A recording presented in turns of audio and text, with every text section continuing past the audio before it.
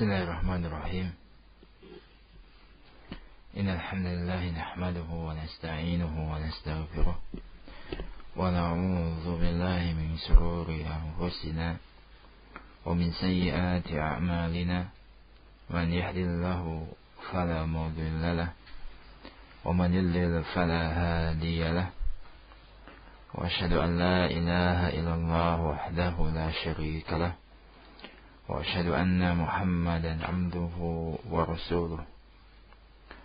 قال الله تعالى في كتابه الكريم يا أيها الذين آمنوا اتقوا الله حق تقاته ولا تموتن إلا وأنتم مسلمون. أما بعد.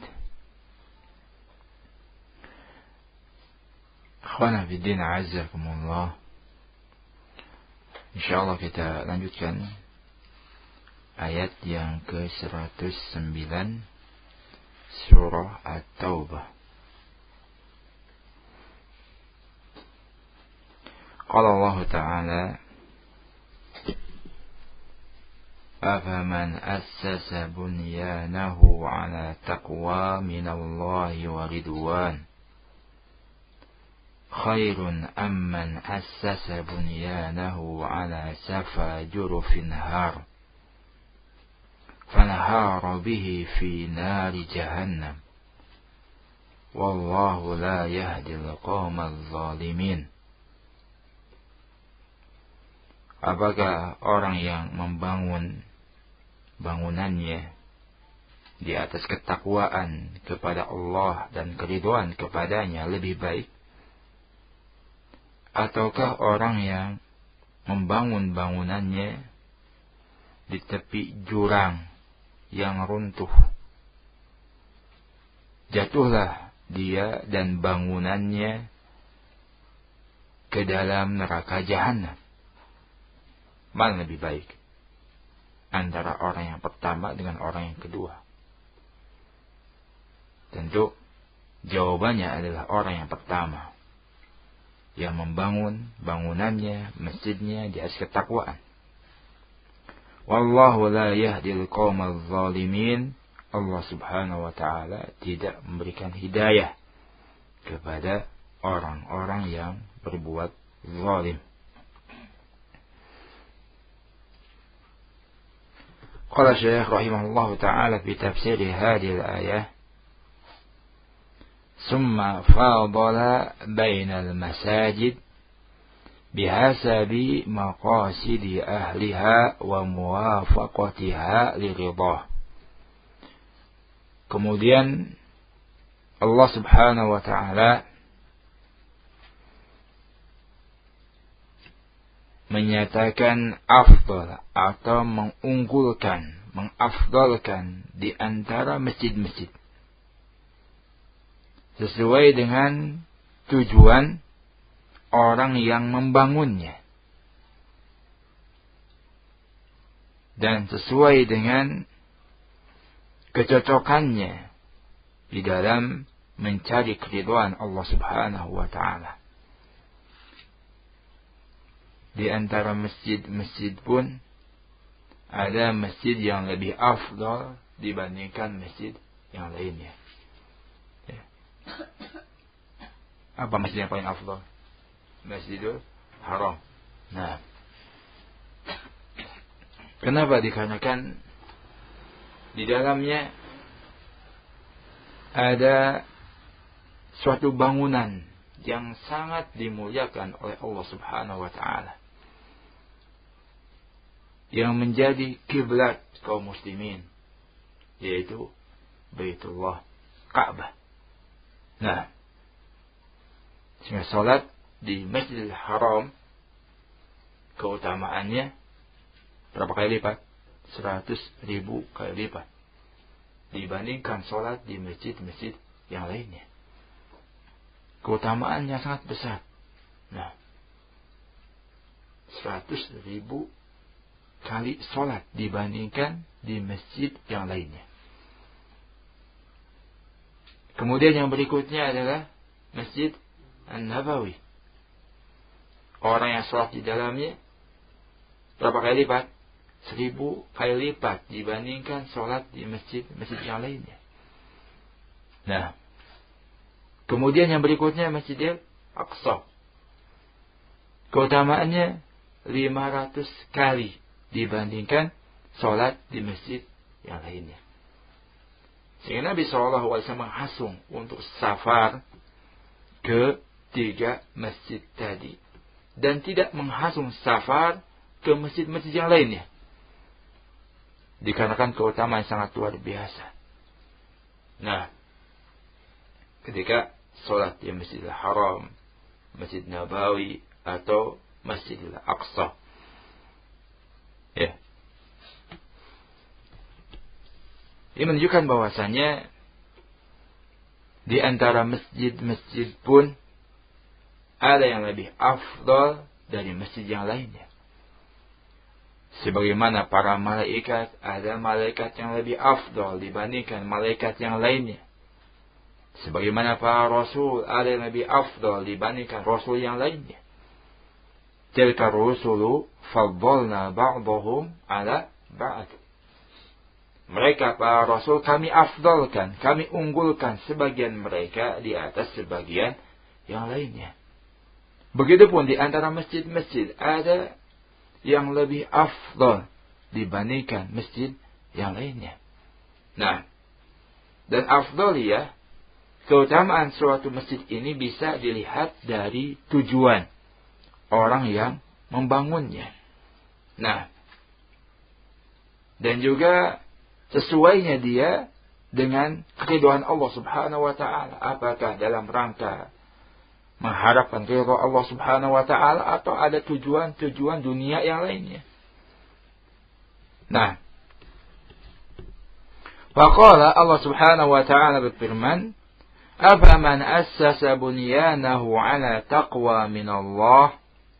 Apakah orang yang membangun bangunannya, membangun masjidnya di atas ketakwaan kepada Allah Subhanahu wa taala, ala niyatin salihah wa ikhlas, dengan niatan yang saleh, dengan niat yang ikhlas.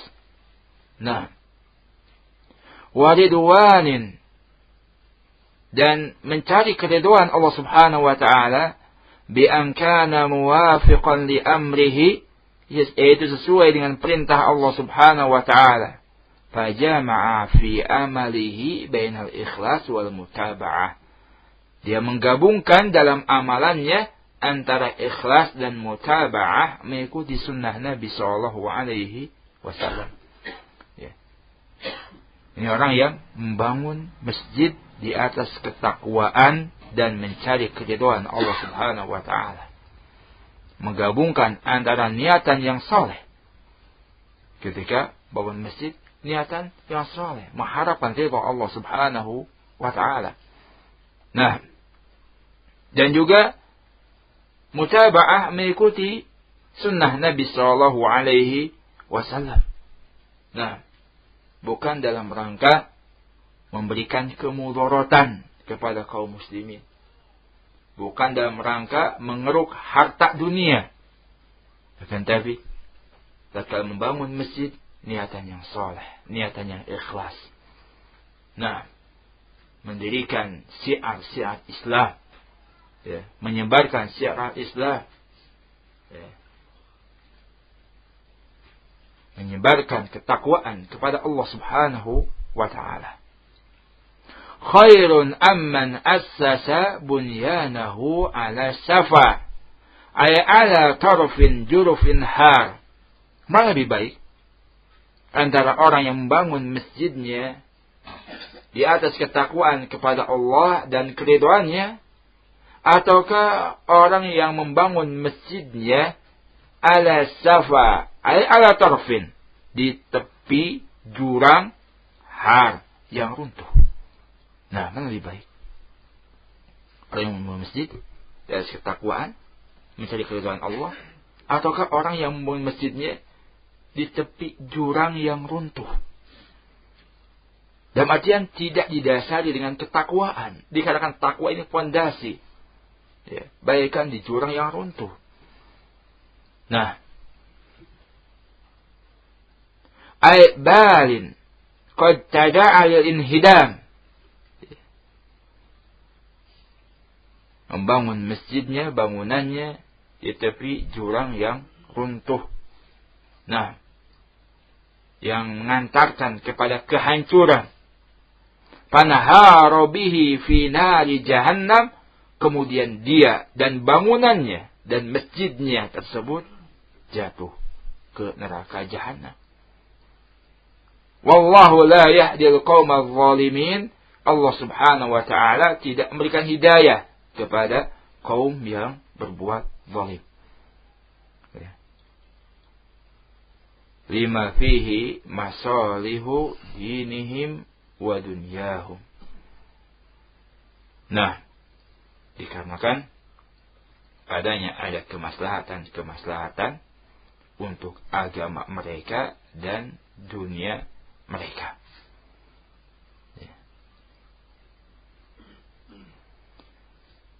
Ini ayat yang ke-109. Yang mana pertanyaan ini pertanyaan yang tidak membutuhkan jawaban. Dikarenakan sudah pasti jawabannya adalah orang yang membangun masjidnya di atas ketakwaan, itu yang lebih baik. Daripada orang yang membangun masjidnya di tepi jurang yang runtuh. Ini perumpamaan bagi orang yang membangun masjidnya tidak dilandasi dengan ketakwaan kepada Allah. Tidak dilandasi dengan keimanan. Akan tapi memiliki tujuan-tujuan dan niatan-niatan yang jelek dalam membangun masjid tersebut. Baikkan orang yang membangun masjid di tepi jurang yang runtuh. Bagaimana keadaannya? Dia akan jatuh dan juga masjidnya akan jatuh. Bangunannya akan jatuh. Kalau jatuhnya ke air misalkan masih mending. Tapi diumpamakan jatuhnya ini ke neraka jahanam. Ini bagi orang yang membangun masjidnya tidak dilandasi dengan ketakwaan kepada Allah. Akan tapi memiliki niatan-niatan yang jelek. Seperti halnya yang dilakukan oleh orang-orang munafikin. Mereka membangun masjid. Tapi tujuannya untuk memberikan kemudaratan kepada kaum muslimin. Untuk menyebarkan kekafirannya. Bahkan untuk memecah belah kaum muslimin. Nah, maka perumpamaannya bagaikan membangun bangunan di tepi jurang yang runtuh, dia akan jatuh dan juga bangunannya. Nah, ayat yang berikutnya, ayat yang ke-110. La yazalu bunyanahumul ladzi banau ribatan fi qulubihim illa an taqatta'a qulubuhum. Wallahu alimun hakim. Bangunan yang mereka bangun senantiasa menjadi pangkal keraguan dalam hati-hati mereka. Kecuali apabila hati-hati mereka itu hancur. Wallahu alimun hakim. Allah subhanahu wa ta'ala maha mengetahui dan maha bijaksana. Qala Syekh rahimahullahu ta'ala fi tafsiri hadhihi al-ayah, la yazalu bunyanahum alladhi banau ribatan fi qulubihim. Bangunan yang mereka bangun atau masjid yang mereka bangun senantiasa menjadi pangkal keraguan dalam hati-hati mereka. Aisakkan wa raiban makisan fi qulubihim. Keraguan, kebimbangan terus ada pada hati-hati mereka. Ini orang yang membangun masjidnya bukan dilandasi dengan ketakwaan. terus dalam keadaan ragu, bimbang, bergejolak hatinya, tidak tenang hatinya. Nah, illa an taqatta'a qulubuhum, kecuali apabila hati-hati mereka itu hancur, bi ayyandamu ghayatan nadam, dengan menyesali, dengan penyesalan yang sangat terhadap apa yang dilakukannya. Wa yatubu ila rabbihim, mereka bertobat kepada Rabb-nya Allah Subhanahu wa taala, wa yakhafuhu ghayatal khauf, dan takut kepada Allah dengan takut yang sangat. Fa bidzalika ya'fullahu anhum, maka dengan perbuatan seperti itu, menyesali perbuatan yang telah dia lakukan, membangun masjid bukan dilandasi dengan ketakwaan. Nah, bertobat kepada Allah, takut kepada Allah, maka dengan ini Allah Subhanahu wa ta'ala akan mengampuninya. Wa illa, kalau tidak demikian, fabunyanuhum la yajiduhum illa raiban ila raibihim, maka bangunan yang mereka bangun, masjid yang mereka bangun, tidak menambah mereka melainkan keraguan kepada keraguan yang ada pada mereka. Wa nifaqan ila nifaqihim, dan menambah kemunafikan terhadap kemunafikan yang ada pada mereka. Ya. Kalau dia tidak bertobat kepada Allah Subhanahu wa taala. Nah, terus dalam keraguan, terus dalam kebimbangan, terus dalam ketidaktenangan. Ya. Bahkan bertambah kepada kemunafikan yang ada pada diri mereka. Ya.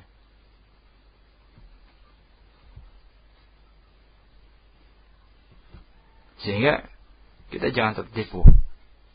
Nah, ketika misalkan ada orang-orang kafir kemudian membangun masjid, ya, dan lain sebagainya, walaupun yang dibangun itu masjid, tapi kalau dibangun bukan dilandasi dengan keimanan dan ketakwaan kepada Allah Subhanahu wa taala, ya, maka perumpamaannya seperti yang disebutkan dalam ayat tadi. Bagaikan bangunan yang berada di tepi jurang. Nah, yang runtuh. Wallahu alim bi jami'il asya' zahiriha wa batiniha. Allah Subhanahu wa taala Maha mengetahui terhadap segala sesuatu, yang zahirnya, yang nampaknya dan yang tersembunyinya. Khafiha wa jaliha, yang samar dan yang jelasnya. Wa bima asarrahu al-ibad wa a'lanuh, terhadap apa yang dirahasiakan oleh hamba-hambanya atau yang dilakukannya secara terang-terangan. Semuanya Allah Subhanahu wa ta'ala mengetahui. Ya. Ilmunya Allah itu sempurna. Nah, mencakup segala sesuatu. Ya. Baik perkara yang zahir, yang nampak, ataupun yang tersembunyi. Perbuatan-perbuatan yang dilakukan oleh seseorang, yang ditampakkan, yang nampak, Allah mengetahuinya. Begitu juga niatan-niatan yang ada pada seseorang, yang tersembunyi dalam hatinya, Allah Subhanahu wa ta'ala mengetahuinya. Nah, yang samarnya, yang jelasnya, rahasia-rahasia seorang hamba, Allah Subhanahu wa ta'ala mengetahuinya. Nah, ilmu Allah yang sangat sempurna, berbeda dengan ilmu makhluk, penuh dengan kekurangan. Ya, ilmu Allah tidak didahului dengan tidak tahu, tidak diakhiri dengan lupa, akan dari senantiasa terus-menerus Allah Subhanahu wa ta'ala tersifati dengan ilmu, mengetahui. Hakimun la yaf'alu wa la yakhluqu wa la ya'muru wa la yanha illa maqtadathu al-hikmah wa amrun bihi falillahil hamd. Allah Maha bijaksana, maknanya tidaklah Allah Subhanahu wa ta'ala berbuat atau menciptakan, memerintahkan atau melarang, melainkan sesuai dengan hikmah Allah Subhanahu wa ta'ala. Nah, sesuai dengan perintah Allah Subhanahu wa ta'ala, milik Allah lah segala pujian. Ya. Apa yang Allah lakukan sesuai dengan hikmah. Nah, apa yang Allah ciptakan sesuai dengan hikmah.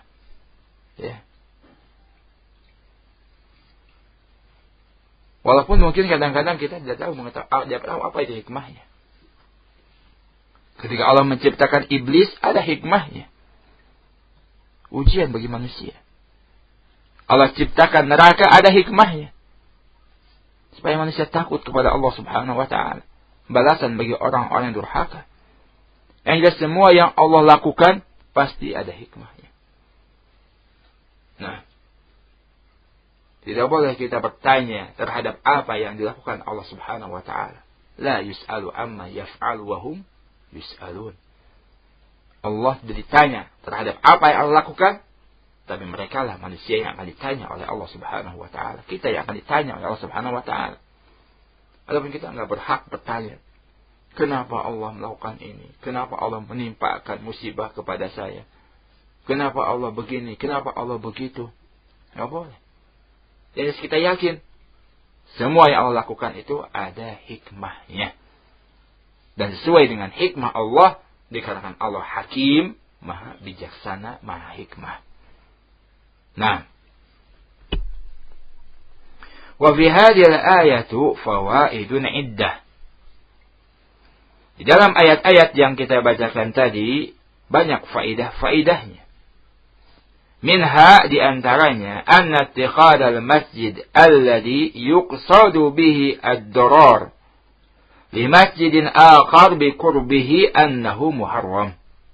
Sesungguhnya membangun masjid yang tujuannya memberikan kemudaratan kepada masjid yang lain yang dekat dengannya, ini perbuatan yang diharamkan. Ya.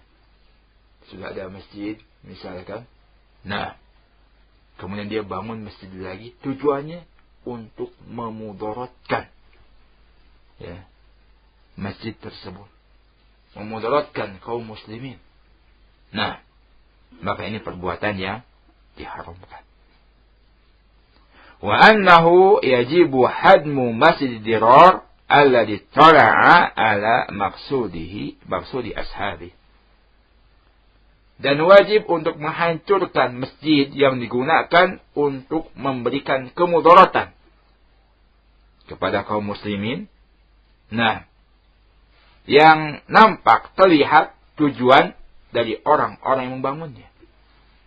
Ya. Jadi bukan sekedar prasangka saja. Tapi nampak, terlihat bahwasanya orang ini memiliki tujuan-tujuan yang jahat, memberikan kemudaratan kepada kaum muslimin ketika membangun masjid tersebut. Ada bukti-bukti misalkan. Nah, masjid dipakai untuk perkumpulan orang-orang yang mencela Nabi, nah, mencela Al-Quran, atau dipakai untuk perkumpulan kaum misionaris dan sebagainya. Kalau ada bukti-bukti, tanda-tanda, nah, masjid tersebut dipakai untuk memudaratkan kaum muslimin, nah, maka ini mesti dilenyapkan, mesti dihancurkan. Akan tapi tentunya yang melakukannya adalah waliul amr, ya, penguasa, bukan main hakim sendiri. Ya. Kalau main hakim sendiri ini bisa menimbulkan kericuhan, fitnah yang ada. Nah, dilaporkan kepada penguasa setempat, ya, yang mengurusi masalah seperti ini. Nah, bahwasanya masjid ini digunakan untuk memudaratkan kepada kaum muslimin. Ya, ini kalau nampak tadi. Kalau nggak nampak, ya, jangan kita bermudah-mudah menghancurkan masjid, tempat ibadah. Tapi kalau nampak tujuan-tujuan yang jelek tadi, nah, bisa dilaporkan kepada pihak-pihak terkait. Nah, supaya masjid tersebut dihancurkan. Tapi tidak boleh main hakim sendiri. Minha anna al-amala wa in kana fadilan tughayyiruhu an-niyyah. Ya. Sebagaimana disebutkan tadi tentang Masjid Dirar yang dibangun di dekat Masjid Quba. Ya. Tujuannya untuk memudaratkan kaum muslimin. memecah belah kaum muslimin, maka Nabi SAW pun memerintahkan untuk menghancurkan masjid tersebut. Nah, ini antara dalil yang menyatakan bolehnya menghancurkan masjid, tapi masjid yang dibangun dalam rangka memudaratkan kaum muslimin.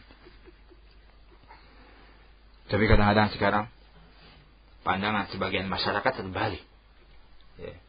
Dikarenakan tidak paham terhadap ilmu. Nah, masjid yang digunakan untuk menyebarkan sunnah dianggap masjid diror. Ya, berbahaya. Nah, masjid yang di dalamnya dibacakan ayat-ayat Allah, sunnah Nabi SAW yang pemahaman yang benar, dianggap sebagai masjid yang memudaratkan kaum muslimin, memecah belah kaum muslimin. Nah, saya ada sedikit masjid yang seperti ini, ternyata masyarakat yang awam tadi menghancurkannya, merobohkannya, meruntuhkannya. Ya. Salah kaprah, salah di dalam menilai mana masjid yang dibangun di atas ketakwaan dan mana masjid yang dibangun di atas kekafiran dan kemunafikan. Ya. Yang pentingnya ilmu.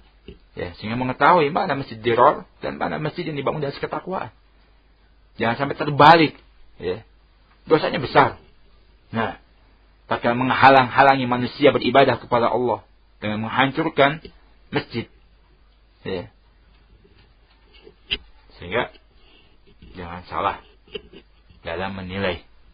Nah, masjid yang digunakan untuk beribadah, sholat, menyebarkan ilmu, menyebarkan sunnah Nabi SAW dianggap sebagai masjid diror. Salah dalam menilai.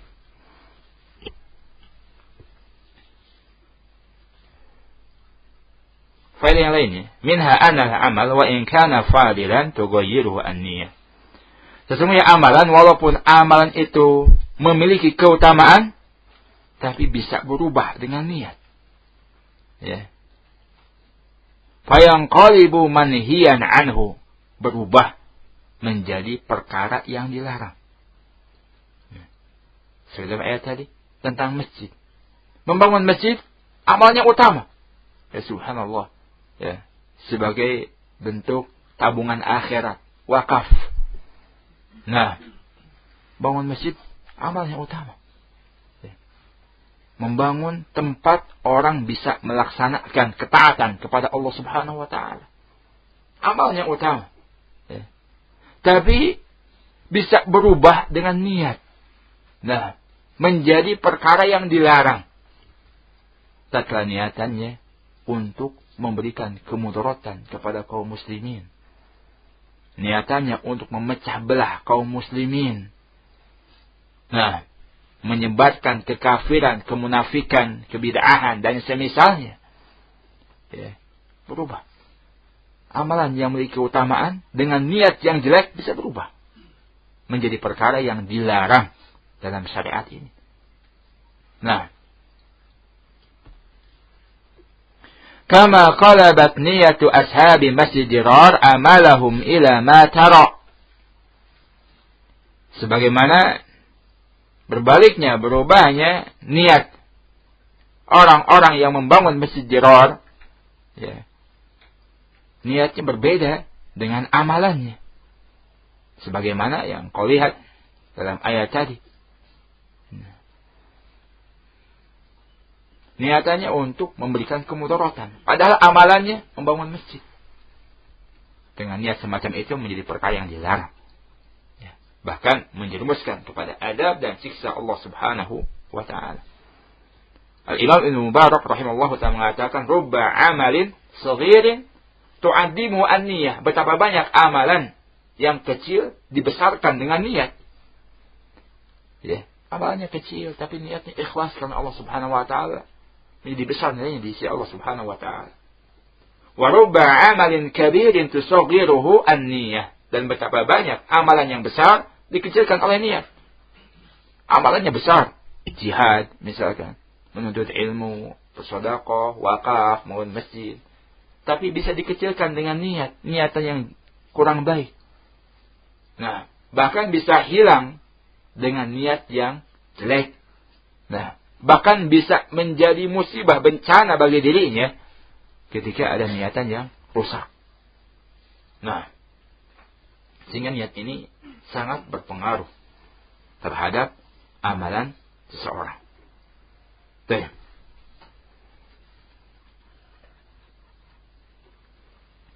Wa minha, faedah yang lainnya, anna kulla halatin yasulu bihi tafriq bainal mu'minin, sesungguhnya setiap keadaan ya yang dengannya terjadi perpecahan di antara kaum mukminin, fa innaha minal ma'asi, sesungguhnya ini termasuk di antara kemaksiatan allati yata'ayyan tarkuha wa izalatuha, yang wajib untuk meninggalkannya dan menghilangkan ya kemaksiatan tersebut. Nah, setiap keadaan ya yang dengannya memecah belah kaum mukminin, ini termasuk kemaksiatan yang harus ditinggalkan dan dihilangkan. Nah, apalagi kalau memecah belah salafiyin, memecah belah ahlus sunnah ya, seperti yang dilakukan oleh Turasiyun, nah, Hadadiyun, memecah belah ahlus sunnati wal jamaah, maka wajib meninggalkan dan menghilangkannya. Nah,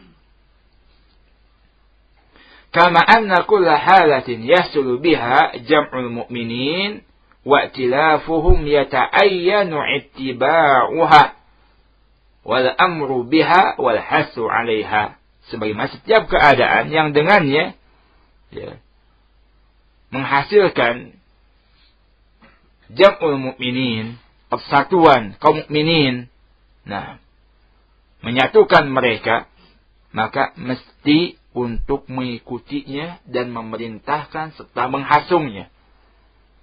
Dan ini persatuan di atas kitabullah wa sunnah Rasulullah SAW. Bukan persatuan yang semu sifatnya. Yang jelas semua kelompok bersatu, nggak peduli bagaimana akidahnya, bagaimana tauhidnya. Yang jelas semua kelompok bersatu. Ya, ini persatuan yang semu. Nah, yang jelas semuanya bersatu. Yang satu ada yang menyembah kuburan. Nah, yang satu ada yang memakai jimat-jimat, misalkan. Gak mungkin bersatu kalau seperti itu keadaannya. Ya. Persatuannya hakiki, persatuan di atas kitabullah dan sunnah Nabi SAW. Ya. Bukan semua kelompok bersatu. Semua kelompok mukminin bersatu. Yang satu ada yang melakukan kesyirikan, yang satu yang kebid'ahan, yang satu kekafiran. Gak mungkin bersatu demikian. Walaupun dianggap bersatu, persatuan yang semu. Ya. Persatuan yang tidak lama. Nah, tahsabhum jami'a wa qulubuhum syatta. Engkau kira mereka bersatu, padahal hati mereka berpecah belah. Persatuan yang hakiki, persatuan yang dibangun di atas kitabullah dan sunnah Nabi SAW. Nah, لأن الله علل اتخاذهم لمسجد الضرار بهذا المقصد الموجب للنهي عنه. Dikarenakan Allah Subhanahu wa ta'ala memberikan alasan. Mereka membangun Masjid Ad-Dirar dengan tujuan yang menyebabkan dilarangnya perbuatan tersebut. Tujuannya apa? Memecah belah kaum muslimin. Sehingga dilarang. Nah, membangun masjid yang tujuannya untuk memecah belah kaum muslimin. Kama yujibu dzalikal kufra wal muharabata lillahi wa rasulihi. Ya. Sebagaimana, nah, tujuan yang menyebabkan kekafiran, memerangi Allah dan Rasulnya, maka dilarang. Masjid yang tujuannya untuk menyebarkan kekafiran, misalkan, ada. Ya. Sebagian komisionaris misalkan, atau orang-orang yang dia benci kepada Islam, berusaha untuk merusak Islam, bangun masjid. Nah, bangun masjid, akan ada tujuannya untuk merusak Islam. Nah, disimpan da'i-da'i dari kaum mereka, komisionaris dan semisalnya. Ya. Kemudian, nah, mengajak kepada kekafiran, kesyirikan dan semisalnya. Ya. Ini Masjid Ad-Dirar. Nah, mengajak untuk membenci sunnah Nabi Shallallahu Alaihi Wasallam. Banyak sekarang dai yang menyandarkan kepada Islam sebagai du'atul Islam. Akan tapi, ceramah-ceramah yang disampaikannya ternyata isinya menolak syiar-syiar Islam, menolak sunnah Nabi Shallallahu Alaihi Wasallam, celaan-celaan, hinaan-hinaan kepada sunnah Nabi Shallallahu Alaihi Wasallam. Dan ternyata yang semacam ini disampaikan di masjid-masjid. Na'udzubillah. Ya. Saya menyatakan orang yang memanjangkan janggut disebut dengan goblok dan sebagainya. Penghinaan terhadap sunnah Nabi Sallallahu Alaihi Wasallam. Ya, barakallahu fikum. Atau masjid-masjid kaum Syiah, ya, yang digunakan dalam rangka menyebarkan pemikirannya yang sesat. Mencela para sahabat Nabi Sallallahu Alaihi Wasallam, bahkan mereka berani mencela Rasulullah Sallallahu Alaihi Wasallam. Padahal di masjid-masjid. Atau masjid-masjid Ahmadiyah yang mereka mengaku-ngaku ada Nabi setelah Nabi Sallallahu Alaihi Wasallam, menyebarkan pemikirannya. Ya. Ini rangka apa? Kekafiran. Memecah belah kaum mukminin. Ya. Maka masjid-masjid yang semacam ini, bisa masuk ke dalam masjid Dirar. Yang mana bagi penguasa berhak untuk menghancurkan dan melenyapkannya, dikarenakan memecah belah kaum ini, menyebarkan kekafiran di dalamnya.